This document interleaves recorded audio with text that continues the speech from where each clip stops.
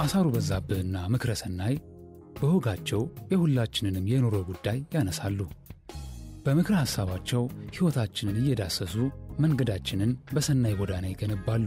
እነሆ አሳሩ በዛብህ ፈተናውን ለማጋራት ደብዳቤውን ለወዳጁ ልኳል። ወዳጄ ምክረሰናይ ለጤና እንደምን ከርመሃል? ኑሮው እንደው እየናጠህ ነው ወይስ አንገት ለአንገት ተያይዛችሁ እየታገላችሁ ይሆን? መቼም ያንተ ነገር ለየት ስለሚል ከጊዜው ቀድመህ የተሻልክ ሆነህ እየቀጠልክ ስለመሆኑ አልጠራጠርም። የኔማ ችግር ከመላው ሕዝብ ሳይቀር የተለየ ሳይሆን አልቀረም። ኑሮ ካፈር ደባልቆ እየረገጠኝ ነው ብል ይቀላል።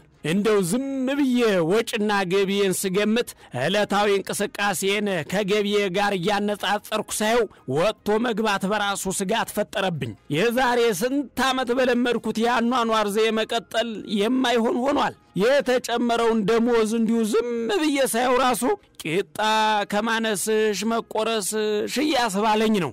አንዳንዴማ እንዲሁ ዝም ብዬ ቤት የብቀመጥ ሲያስብለኝ ጀምሯል። ወጥቶ መግባት ስጋት የሆነብኝ ደግሞ ይሄ የትራንስፖርት እጦት ነገር።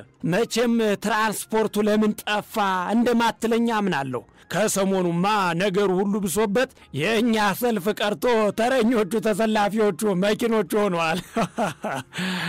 አይ የኔ ነገር እኮ ሞኝ ራቱ ሲያር ይስቃል ሆኗል።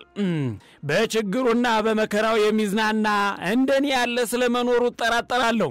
ላፌ እንዲህ ቀልዳለሁ እንጂ ነገሩስ በጣም ቢያሳስበኝ ነው ያንተን መልካም ምክር ፈልጌ እንድመጣ ምክንያት ይሆነኝ።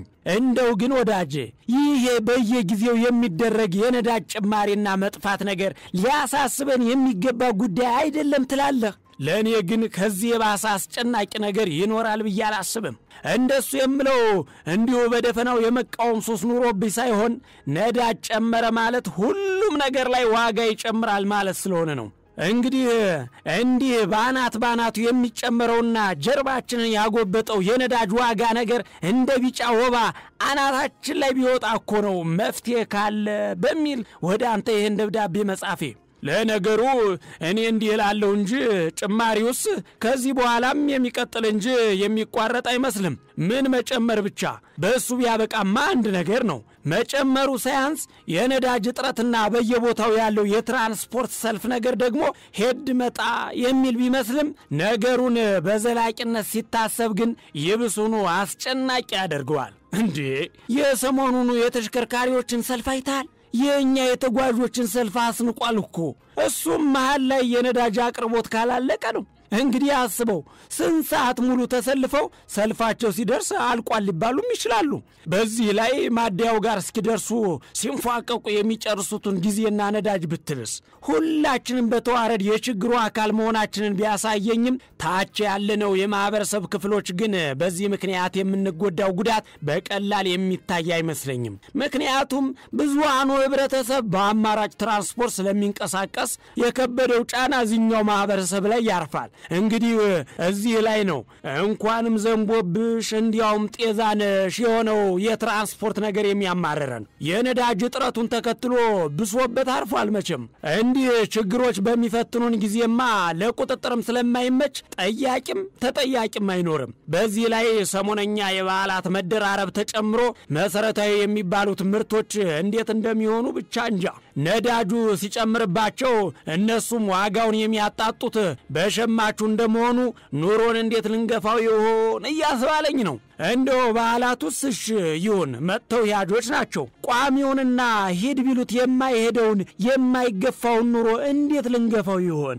እንዴትና በምን ሁኔታ እንወጣው ይሆን እያልኩ ጭንቅ ጥብብ እያለኝ ነው። እንዲህ ገበያ ንጥቂያ በሆነበት በዚህ ጊዜ ነዳጁ ጨምሮ እነሱ ደግሞ እንዴት እንደሚጨምሩ ማሰብ በራሱ ጭንቅላቴን አዙሮታል። ኑሮአችንና ስራችን አራምባና ቆቦ በሆነበት ዘመን የሥራ ሰዓታችንን ሊተካከል ምንም ያልቀረውን ሰዓት በትራንስፖርት የምናሳልፍ ሰዎች እንዴት እንሆናለን አያስብልህም ወዳጄ?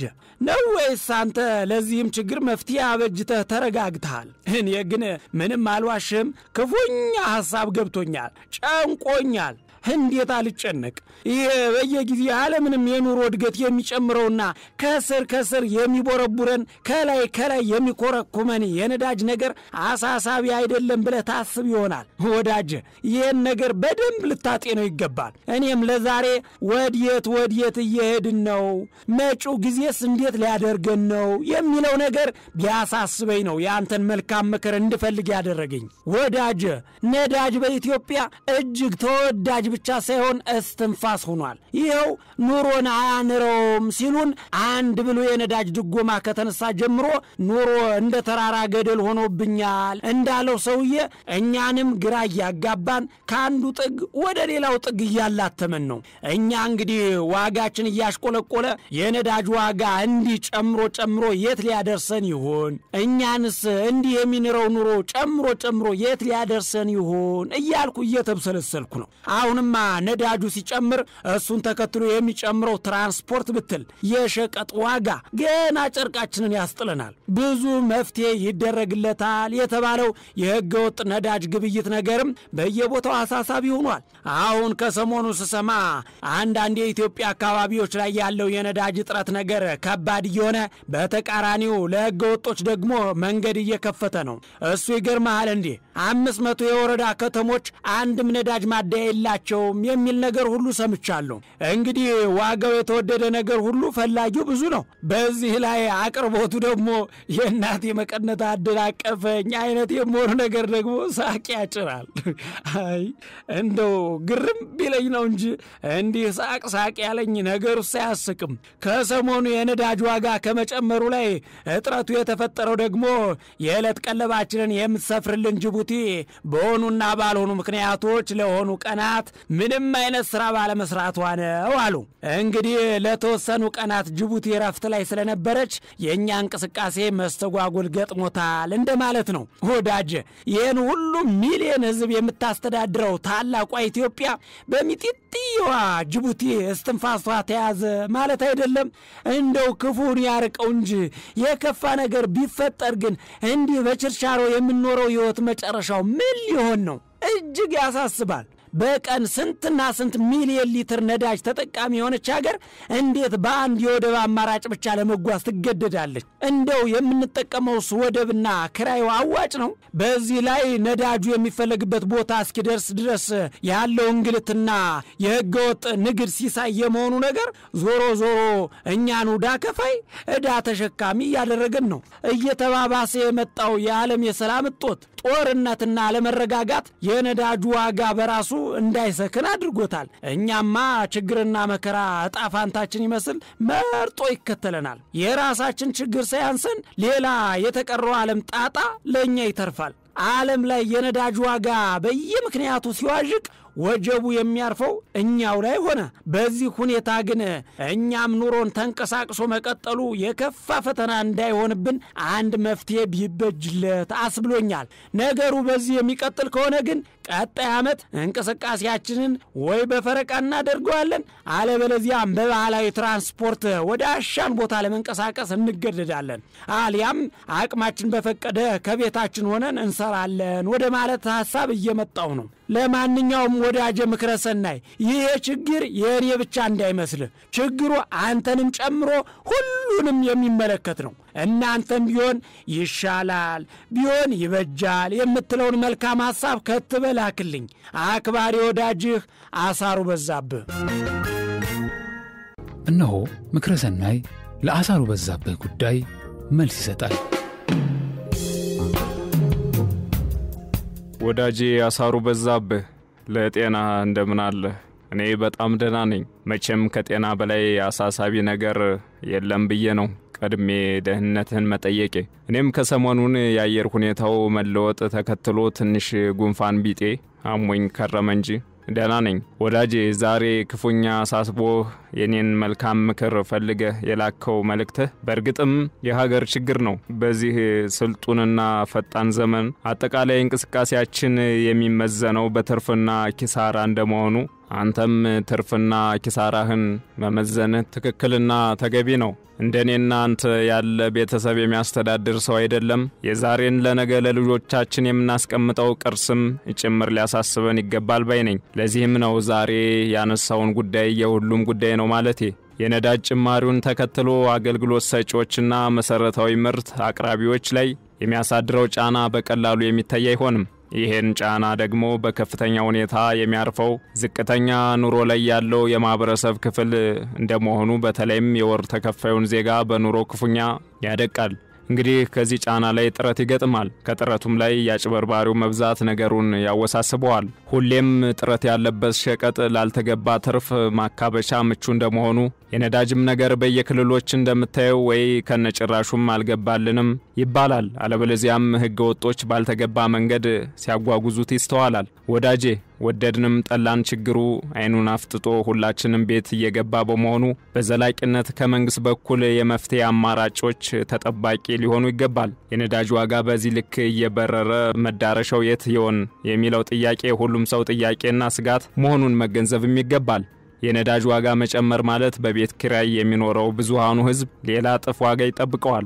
መሰረታዊ የሸቀጣ ሸቀጥ ዋጋ እየናረ ይሄዳል። እሱን ተከትሎ የትራንስፖርት አገልግሎት ይጨምራል። በዚህ መካከል የወር ገቢ እየጠበቀ የሚኖረው የማህበረሰብ ክፍል የሚደረግለት ወርሃዊ ክፍያ ወር በመጣ ቁጥር ስለሚጨምር የኑሮ ጫናውን መቋቋም ስለሚከብደው ወይ ያልተገባ ድርጊት ላይ ሲሳተፍ ይገኛል አሊያም ጎዳና ላይ ለመኖር ይገደዳል። ለዚህ ደግሞ በዋናነት እንደ ምክንያት የሚጠቀሰው በኢትዮጵያ ነባራዊ የሥራ ህግ መሰረት አንድ ሰው የሚገባው የሥራ ውል የተወሰኑ ስራዎችን ብቻ በልዩነት ከሚያስቀምጠው ውል ውጪ በአብዛኛው አንድ ቦታ ብቻ እንዲሰራ በማስገደዱ ተጨማሪ ስራ ለመስራት የሚያበረታቱም ሆነ የሚያግዙ ሁኔታዎች ባለመኖራቸው አካሄዱ አንድ ዘመም ሆኖ ሚዛን እንዳያስት ያሰጋል እና ሌሎች አማራጮች በህግ ተደንግገው ሊቀመጡም ይገባል ባይ ነኝ። እንግዲህ ተከፋዩ ላይ ትኩረት ያደረኩት በእለት የሚያገኘው የዕለቱን እያስተካከለ ያለውን ለውጥ እየተከተለ መሄድ ስለሚችል ነው። እንደኔና አንተ ያለ ተከፋይ ግን በሌሎች አማራጮች ራሱን እንዲደግፍ የህግ ድጋፍ ካላገኘ ነገ ለምናገለግለው ህዝብ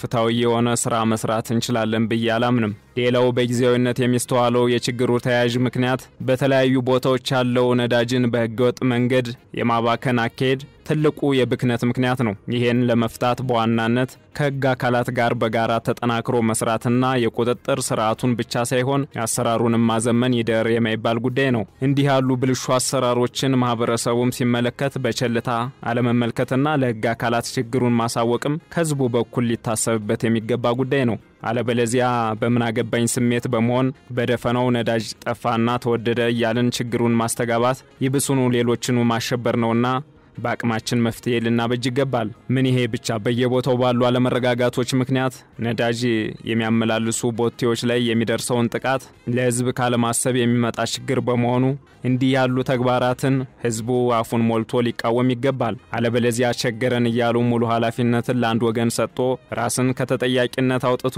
መቀመጥ አዋጭ ነው ብዬ አላምንም። በዋናነት ግን አንተም እንዳልከው የትራንስፖርት ዘዴዎችን ሙሉ ለሙሉ ባይሆን በሚያስፈልገው ልክ ወደ ኤሌክትሪክ እስኪቀየር ድረስ ያቀርቦት አማራጮችን ማስፋፋት ዜጋው ላልተገባ እንግልትና ወጪ እንዳይዳረግ ያግዛልና ያቀርቦቱ ጉዳይ ትኩረት ይሻል። በተለይም ነዳጅ ማደያ ጥረት ያለባቸው አካባቢዎች ላይ በልዩ ትኩረት መስራት የነዳጅ ጥረት እንዳይከሰት የሀገር ውስጥ ተቀማጭ የነዳጅ መጠንን ማሳደግ ላይም ጠንካራ ስራዎችን ከሚመለከተው አካል ይፈልጋል። ምክንያቱም የወደብ አገልግሎት የሚሰጡን ሀገራት በተለያየ ምክንያት ስራ በዘጉ ቁጥር እኛም ያንን መስተጓጎል እንደ ምክንያት ከማንሳት ቀደም ተብለው መሰራት በሚገባቸው ስራዎች ላይ በቅድ መመራት እንደሚገባም ከግንዛቤ ውስጥ እናስገባ።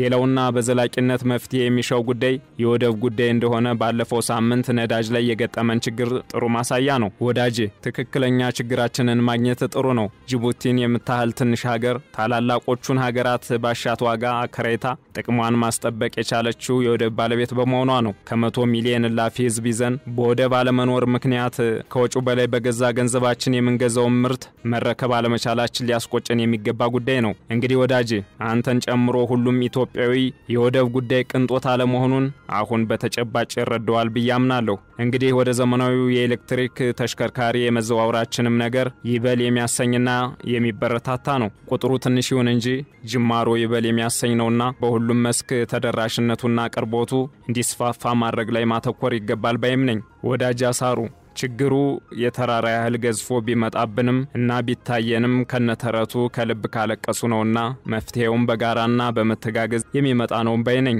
እኔም የዛሬውን በዚሁ ላብቃ። ሳምንት በሌላ ጉዳይ እስክንገናኝ ቸር ቆየኝ። አክባሪ ወዳጅህ ምክረ ሰናይ